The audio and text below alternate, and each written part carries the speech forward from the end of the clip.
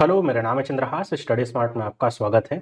कल मुझे एक बच्चे का मैसेज प्राप्त हुआ व्हाट्सएप पे और मैं उस मैसेज से बहुत सारे बच्चों को रिलेट कर पाया। इसीलिए जवाब सिर्फ एक बच्चे को देना ज़रूरी नहीं समझा। सोचा कि एक वीडियो के माध्यम से सब तक अपनी बात ये पहुंचाई जाए। आप में से कई सारे बच्चे ऐसे होते हैं जो तैयारी अपनी कर रहे होते हैं, अपने पूरे जी जान से तैयारी करते हैं, लेकिन किसी ना किसी कारणवश जो आपका सिलेक्शन है वो नहीं हो पा रहा होता है और मुश्किल उनके साथ और बढ़ जाती है जब वो तैयारी कर रहे होते हैं पिछले 1 साल 2 साल 3 साल से और प्रीलिम्स नहीं निकल पाता। तो एक तो आपको मानसिक प्रेशर ऐसा रहता ही है कि ऐसा क्यों हो रहा है, पारिवारिक दबाव ही बढ़ता जाता है और अगर वो कोई फीमेल कैंडिडेट है तो उसके ऊपर एक एक्स्ट्रा प्रेशर रहता है।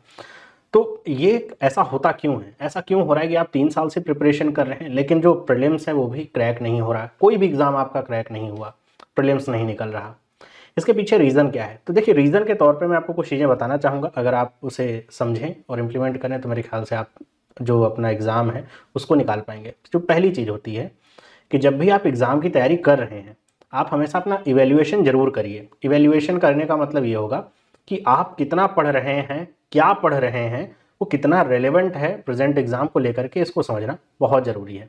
कई बार आप बहुत सारी ऐसी चीज़ें पढ़ते हैं जिसकी रेलेवेंसी, जैसे अगर कोई बच्चा दिन भर बैठ करके डायरेक्शन सेंस जैसे टॉपिक्स को लगाता रहे और कुछ नहीं कर रहा है तो एग्ज़ाम में नो डाउट वो आएगा, लेकिन उसका जो नंबर देखेंगे तो बहुत कम रहेगा। तो ऐसा मैं, आप अगर समझ पा रहे हैं तो ये मैं कहने का प्रयास कर रहा हूँ। तो एक बार वो इवेल्युएशन अपना समय समय पर ज़रूर करते रहें। जो दूसरा सबसे बड़ा रीज़न होता है आपके सेलेक्ट ना होने का, आपका जो माइंडसेट रहता है एग्ज़ाम में तैयारी करने का, बहुत सारे बच्चों को मैंने देखा है वो रहता है प्रीलिम्स के ऊपर ही फोकस्ड। ये मैं अपने एक्सपीरियंस से बता रहा हूँ। बहुत सारे बच्चों के सिलेक्शन हुए हैं, बहुत सारे बच्चों को मैंने डायरेक्शंस और गाइडेंस दी है।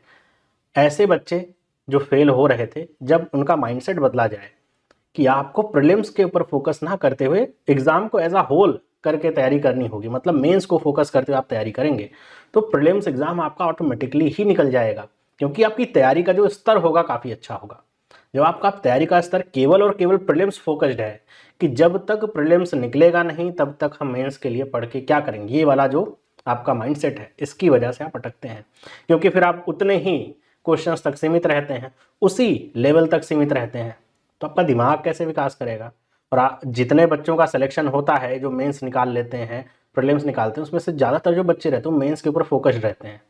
तो जो बच्चा मेंस की तैयारी कर रहा है उसकी अच्छा प्रिपरेशन है, और जो बच्चा केवल प्रीलिम्स तक फोकस है, उन दोनों के क्वेश्चन करने में, अटेम्प्ट करने में और उसकी एक्यूरेसी को लेकर के बड़ा अंतर पैदा हो जाता है। तो ये दूसरा सबसे बड़ा रीज़न है जिसकी वजह से आपका जो सिलेक्शन है वो नहीं हो पा रहा। और इसका एक तीसरा रीज़न भी होता है कि जब आप तैयारी कर रहे होते हैं आपको किसी ना किसी की गाइडेंस की ज़रूरत पड़ती ही है। अगर आप किसी की गाइडेंस में नहीं है, गाइडेंस करने का मतलब जरूरी नहीं है कि आप किसी टीचर के साथ ही संपर्क में रहो, आपका कुछ ऐसे बच्चों का ग्रुप हो जिसमें अच्छे बच्चे हों, कुछ सेलेक्टेड बच्चे हों, है ना।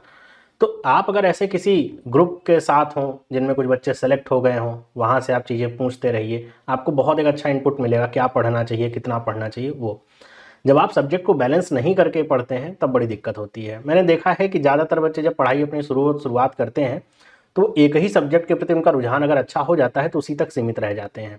आपको ये नहीं करना चाहिए। जैसे मैं प्रैक्टिस क्लास भी लेता हूँ तो जनरली देखता हूँ कि मिसलेनियस वाले क्वेश्चंस अगर चल रहे हैं तो ठीक है, बहुत अच्छे देख रहे हैं। जैसे ही एक थोड़ा पजल, सिटिंग अरेंजमेंट ऐसे क्वेश्चन शुरू होते हैं तो बच्चे भागना शुरू हो जाते हैं। अब भाग के जाएंगे कहाँ, है ना। भागेंगे तो उससे कोई हल नहीं मिलेगा, आपको अपनी प्रिपरेशन ही करनी है। बात ये मैं कहना चाहूँगा कि अगर आपको चोट लगी है तो वो दर्द तो होगा ही, उस दर्द से निजात आपको ऐसा कुछ नहीं हो सकता कि मिल जाएगी तुरंत का तुरंत ही। तो दुखी बहुत सारे बच्चे होंगे जिनका सिलेक्शन नहीं हुआ है। मैं कहूँगा कि आप दुखी हो सकते हैं, लेकिन सिर्फ दुखी ही मत रहिए, बल्कि जो अभी मैंने आपको कुछ पॉइंट्स गिनाए हैं उनमें से देखिए कि आपके अंदर क्या ऐसी कमी रह रही है।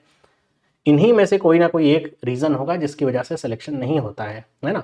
आप कॉम्पिटिटिव एग्ज़ाम जब फेस कर रहे हैं तो ये जान करके रखिए कि आपका पेपर कितना अच्छा हो रहा है इससे कोई लेना देना नहीं है। आपके साथ आपके स्टेट, आपकी कैटेगरी के बच्चों का पेपर कैसा हो रहा है ये भी मैटर करता है। आप तो सोचो कि मान लीजिए 80 नंबर का पेपर है, आपने लेट्स से 75 किया, आप सोच रहे हो बहुत अच्छे मार्क्स हैं, लेकिन बाकी जो बच्चे हैं आप ही के स्टेट के, आप ही के कैटेगरी के मेजॉरिटी में, उन्होंने मेजॉरिटी में जो क्वेश्चंस किए हैं वो 77 प्लस किए हुए हैं। सही हैं, तब आप पीछे रह जाओगे, ये कहने का मतलब है। तो आपको सिर्फ यही प्रयास नहीं करना कि आप अपना 100% दे रहे हो, बाकी देश दुनिया में कर रहा है, उससे कोई लेना देना नहीं। बाकी देश दुनिया में क्या हो रहा है इससे भी लेना देना है। इसलिए मैं बच्चों से कहता हूँ कि आप शुरुआत में तो मॉक्स मत दीजिए, जब एक तैयारी आपकी हो जाए उसके बाद मॉक जरूर दीजिए, ताकि आपको पता चले कि आपकी सिचुएशन क्या है ना। और जब आप प्रैक्टिस क्लासेस जैसे ली जाती हैं वहाँ पे आइए, आपको खुद ही पता चल जाएगा कि आप कितने पानी में हैं, आपको कितनी चीज़ें समझ आ रही हैं, कितने बच्चों से आपका आंसर गलत हो रहा है, अपने आप समझ में आ जाता है। तो यही कहना चाहूँगा कि आप अपनी प्रिपरेशन को थोड़ा सा करने से पहले सोचने का प्रयास करिए कि जो आप प्रिपरेशन करने जा रहे हो, क्या उसमें कोई कमी है, क्या आपको सही गाइडेंस प्राप्त है, क्या आपकी प्रिपरेशन केवल प्रीलिम्स ओरिएंटेड ही है। अगर ये सारे कारण हैं तो जान करके रखिए सिलेक्शन में टाइम लगेगा। आप अपना माइंडसेट बदल लीजिए कि आपको प्रीलिम्स नहीं, आपको एग्ज़ाम की प्रिपरेशन करनी है, मतलब मेन एग्ज़ाम की। प्रीलिम्स अपने आप आपका क्लियर होने लगेगा। जब आप मेन एग्जामिनेशन की प्रिपरेशन करेंगे तो आपका जो प्रैक्टिस का लेवल है बढ़ जाता है ना। तो ये बात थी जो मैं आपसे कहना चाह रहा था। आई होप आपको ये बातें समझ में आई होंगी। अगर आपको ये वीडियो अच्छी लगी है तो अपने उन दोस्तों तक जरूर शेयर करिएगा जिनके नंबर कम आए हैं, सिलेक्शन नहीं हो पाया है उनका एग्ज़ाम में। मैं मिलता हूँ आप सभी से अगले वीडियो में। अगर आप इस चैनल पर नए हैं तो चैनल को सब्सक्राइब करिए, वीडियो को लाइक करिए। सभी को बाय।